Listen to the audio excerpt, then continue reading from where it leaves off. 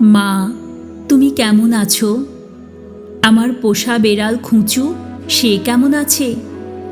সে রাত্রিরে কার পাশে শোয়? দুপুরে যেন আলী সাহেবদের বাগানে না যায়। মা, ঝিঙে মাচায় ফুল এসেছে। তুলিকে আমার ডুরে শাড়িটা পরতে বলো, আঁচলের ফেঁসোটা যেন সেলাই করে নেয়। তুলিকে কত মেরেছি, আর কোনো দিন মারব না। আমি ভালো আছি, আমার জন্য চিন্তা করো না। মা, তোমাদের ঘরের চালে নতুন খড় দিয়েছ? এবারে বৃষ্টি হয়েছে খুব। তরফদার বাবুদের পুকুরটা কি ভেসে গেছে? কালু ভুলুরা মাছ পেয়েছে কিছু? একবার মেঘের ডাক শুনে কই মাছ উঠে এসেছিল ডাঙায়। আমি আম গাছতলায় 2টো কই মাছ ধরেছিলাম। তোমার মনে আছে মা? মনে আছে আলী সাহেবের বাগানে সেই নারকোল? চুরি করে আনিনি, মাটিতে পড়েছিল, কেউ দেখেনি। নারকোল বড়ার সেই স্বাদ এখনো মুখে লেগে আছে। আলী সাহেবের ভাই মিজান আমাকে খুব আদর করত।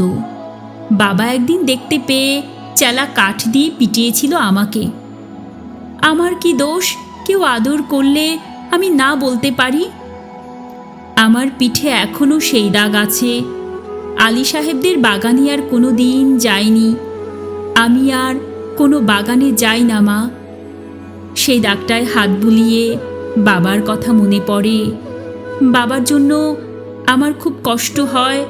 আমি ভালো আছি, খুব ভালো আছি। বাবা যেন আমার জন্য একটুও না ভাবে। তুলি কি এখনো ভূতের ভয় পায় মা? তুলি আর আমি পুকুর ধারে কলা বউ দেখেছিলাম।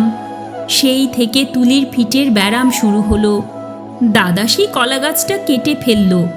আমি কিন্তু ভয় পাইনি, তুলিকে কত খেপিয়েছি। আমার আবার মাঝরাত্রে সেই কলা বউ দেখতে ইচ্ছে করে। হ্যাঁ, ভালো কথা। দাদা কোনো কাজ পেয়েছে? নকুরবাবু যে বলেছিল বহরমপুরে নিয়ে যাবে। দাদাকে বলো ওর উপর আমি রাগ করিনি। রাগ পুষে রাখলে মানুষের বড় কষ্ট। আমার শরীরে আর রাগ নেই। আমি আর এক ফোঁটাও কাঁদি না মা। আমি রোজ দোকানের খাবার খাই। হোটেল থেকে 2 বেলা আমার খাবার এনে দেয়।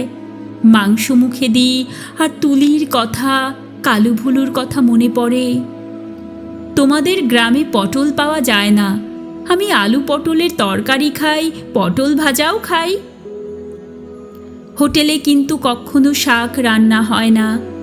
পুকুর পাড় থেকে তুলি আর আমি তুলে আনতাম কলমি শাক। কি ভালো, কি ভালো, বিনা পয়সায়। কোনোদিন আর কলমি শাক আমার ভাগ্যে জুটবে না। জোর হাওয়া দিলে তালগাছের পাতা সরসর করে, ঠিক বৃষ্টির মতন শব্দ হয়। এই ভাদ্র মাসে তাল পাকে, ঢিপ ঢিপ করে তাল পড়ে। বাড়ির তাল গাছ 2টো আছে তো। কালু তালের বড়া বড় ভালোবাসে, একদিন বানিয়ে দিও। তেলের খুব দাম জানি, তবু একদিন দিও। আমাকে বিক্রি করে দিয়ে 6,000 টাকা পেয়েছিলে। তা দিয়ে একটা গরু কেনা হয়েছে তো। সেই গরুটা ভালো দুধ দেয়। আমার মতন মেয়ের চেয়ে গরু অনেক ভালো। গরুর দুধ বিক্রি করে সংসারের সুসার হয়, গরুর বাছুর হয়, তাতেও কত আনন্দ হয়। বাড়িতে কন্যা সন্তান থাকলে কত জ্বালা।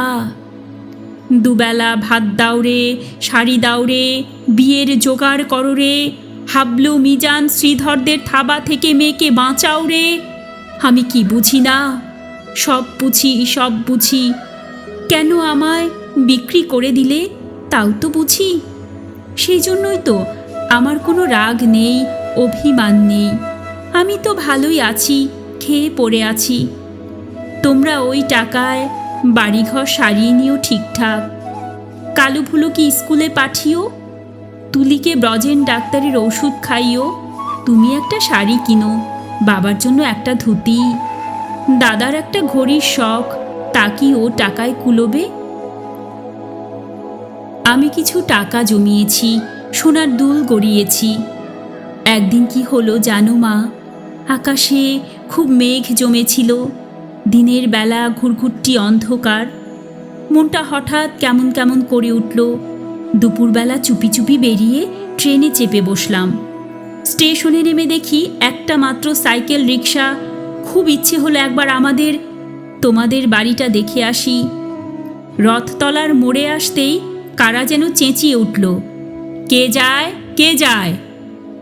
দেখি যে হাবলু শ্রীধরদের সঙ্গে তাস খেলছে দাদা। আমাকে বলল, হারামজাদি, কেন ফিরে এসেছিস? আমি ভয় পেয়ে বললাম, ফিরে আসিনি গো, থাকতেও আসিনি, একবার শুধু দেখতে এসেছি। হাবলু বলল, এটা একটা বেবুশ্যে মাগি।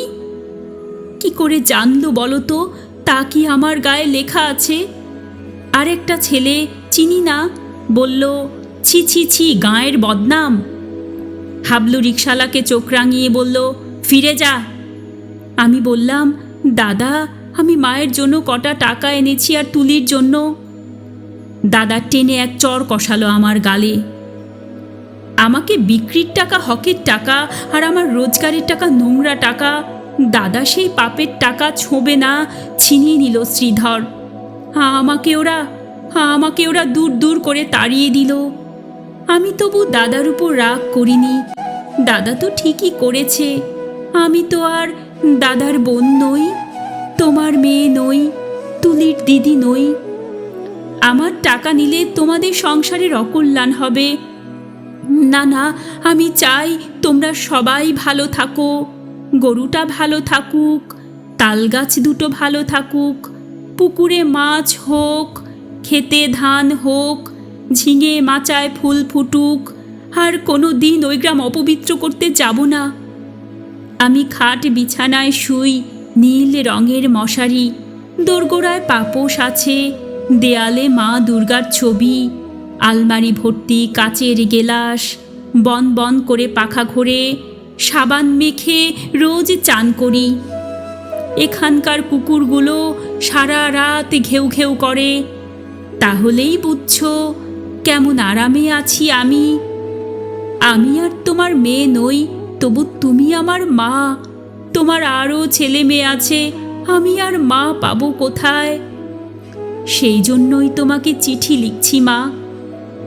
তোমার কাছে একটা খুব অনুরোধ আছে, তুলিকে একটু যত্ন করো। ও বেচারি বড় দুর্বল। যতই অভাব হোক, তবু তুলিকে তোমরা তোমার পায়ে পড়ি মা।